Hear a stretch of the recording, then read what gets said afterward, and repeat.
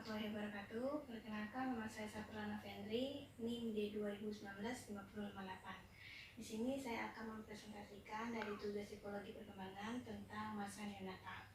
Masa neonatal merupakan masa di mana bayi baru lahir pada usia 0-2 minggu atau kurang lebih 14 hari. Yang dimana pada masa ini merupakan periode tersingkat dari periode perkembangan lainnya. Terus dilanjut dengan ciri-ciri masa neonatal. Yang pertama, periode tersingkat. Nah, periode tersingkat ini yang dimana masa bayi baru lahir pada usia 0-2 minggu, kurang lebih 14 hari. Yang kedua, terjadi penyesuaian radikal. Nah, yang dinamakan penyesuaian radikal ini dimana seorang bayi menyesuaikan lingkungan pada saat sebelum melahirkan maupun setelah melahirkan. Yang ketiga, terhentinya perkembangan dan pertumbuhan. Nah, pada masa ini pertumbuhan dan perkembangan mulai berhenti untuk sementara karena individu seorang dalam menghadapi penyesuaian diri, yang dimana pada masa ini periode prenatal tiba-tiba terhenti dengan terjadinya berat badan yang menurun. Yang keempat, ada pendahuluan perkembangan selanjutnya. Nah, di pendahuluan perkembangan selanjutnya ini, pada saat bayi baru dilahirkan, hanya memiliki kemampuan yang sangat terbatas dan juga kemampuan instingtif, yang dimana seiring dengan bertambahnya usia dalam berinteraksi terhadap lingkungan, kemampuan pada seorang bayi ini hanya mulai berkembang, misalnya kemampuan dalam mendengar, merasakan, maupun melihat. Yang kelima, ada periode berbahaya atau risiko yang tinggi. Nah, penyesuaian ini adalah pekerjaan berat terhadap si bayi karena kemampuannya yang masih terbatas, terutama pada fisiknya yang harus menyesuaikan diri terhadap lingkungannya, dan juga psikologi sikap terhadap si bayi. Yang kedua, ada pembagian masa neonatal. Pembagiannya itu ada periode partonet sama periode neonat. Periode partonet ini bermula dari keluarnya janin dari rahim ibu dan berakhirnya setelah tali pusat itu dilepas. Yang kedua, periode neonat, dari pemotongan dan pengikatan tali pusat sampai sekitar akhir minggu kedua dari kehidupan pasien prematur. Terus dilanjut dengan yang ketiga, penyesuaian diri neonatal.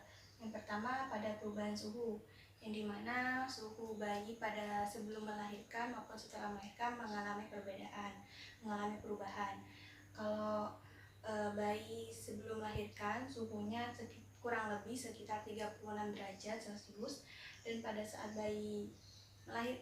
bayi lahir suhunya antara 20-21 derajat Celcius, dan apabila keluar dari rumah sakit suhunya juga berbeda. Yang kedua, bernafas. Pada saat tali pusat ini dilepas, maka otomatis bayi mulai bernafas sendiri. Nah, sebelum bayi lahir, bayi bernafas berasal dari plasenta melalui tali pusat. Sehingga pada saat tali pusat itu dilepas, bayi menghirup udara dan memfungsikan paru-parunya. Yang ketiga, ada tahap mengisap dan menelan, yang dimana pada saat bayi di dalam kandungan, bayi memperoleh makanan dari tali pusat. Setelah bayi itu lahir, bayi mulai mengandalkan refleks dalam mengisap dan menelan. Yang keempat, ada pembuangan atau membuang kotoran. Nah, sebelum bayi lahir, bayi membuang kotoran melalui tali pusat. Setelah bayi itu lahir, otomatis bayi mulai memfungsikan ekskresinya.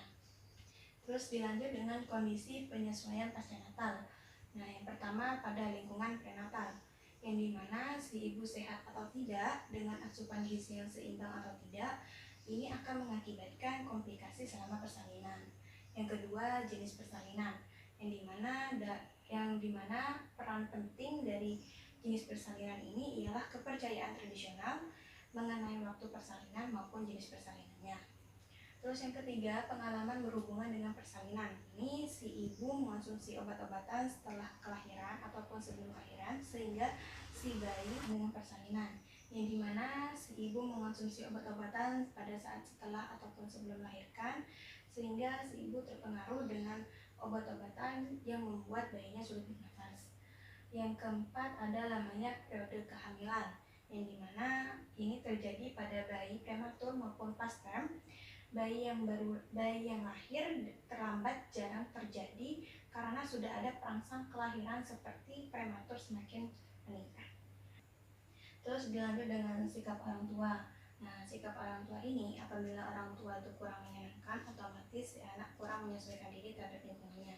Dan apabila orang tua ini membawa situasi yang menyenangkan, otomatis si anak mampu menyesuaikan diri terhadap lingkungannya. Dilanjut dengan bahaya perkembangan masa menatal, yang dimana bahaya perkembangan masa menatal ini ada 3, yaitu bahaya pada fisik, bahaya fisiologis, sama bahaya psikologis. Yang pertama bahaya fisik, yaitu terhadap kematian, yang dimana kematian ini menurut Meredith, kematian lebih banyak terjadi selama 3 bulan daripada sesudahnya, dan kurang lebih 2/3 terjadi di dalam bulan pertama. Terus yang kedua, kematian ranjang. Yang dinamakan kematian ranjang ini, bayi yang kelihatannya normal dan sehat kadang menjadi korban kematian mendadak yang biasanya terjadi setelah periode tidur yang panjang. Yang ketiga, penyakit. Nah, penyakit. Seorang bayi diberi vaksinasi untuk memperkebal tubuh terhadap penyakit yang fatal. Yang keempat, kecelakaan. Yang kelima, kurang gizi, yang dimana disebabkan kurang asupan gizi yang baik dan seimbang, sehingga dapat merusak pertumbuhan dan perkembangan pada si bayi. Terus yang kedua, bahaya fisiologis, yaitu pada kebiasaan makan, tidur, dan juga buang air atau buang air besar. Terus yang ketiga ada bahaya psikologis. Yang pertama, berbicara, emosional, sosial, moralitas, perkembangan kepribadian, dan terakhir bermain. Dilanjut dengan refleksi bayi neonatal. Refleksi bayi neonatal ini ada 2 refleksi. Yang pertama, refleksi bayi atau menusu, dan yang kedua ada refleksi permanen. Yang pertama, refleksi bayi itu ada refleks moro atau peluk, menghilang kurang lebih selama 4 bulan. Yang kedua, refleks mencium, menghilang kurang lebih 6 bulan. Yang ketiga, refleks isap atau oral, menghilang kurang lebih 6 bulan. Yang keempat ada refleks genggam, menghilang kurang lebih 6 bulan. Dan yang terakhir, refleks Babinski atau genggam kaki, menghilang kurang lebih 6 bulan. Terus dilanjut dengan refleks permanen, itu ada refleks oral Achilles. Yang kedua, refleks urat lutut. Yang ketiga ada refleks pupil. Dan yang terakhir ada tugas perkembangan masa bayi. Nah, tugasnya itu mencakup 6. Yang pertama, semua bayi diharapkan belajar berjalan. Yang kedua, memakan makanan yang padat. Yang ketiga, sedikit mengendalikan alat pembuangan. Yang keempat, stabilitas fisiologis dengan baik. Yang kelima, belajar dasar berbicara. Yang keenam, hubungan emosional dengan orang tua dan saudara kandung. Baik, demikian dari presentasi saya. Kurang lebihnya mohon maaf. Wassalamualaikum warahmatullahi wabarakatuh.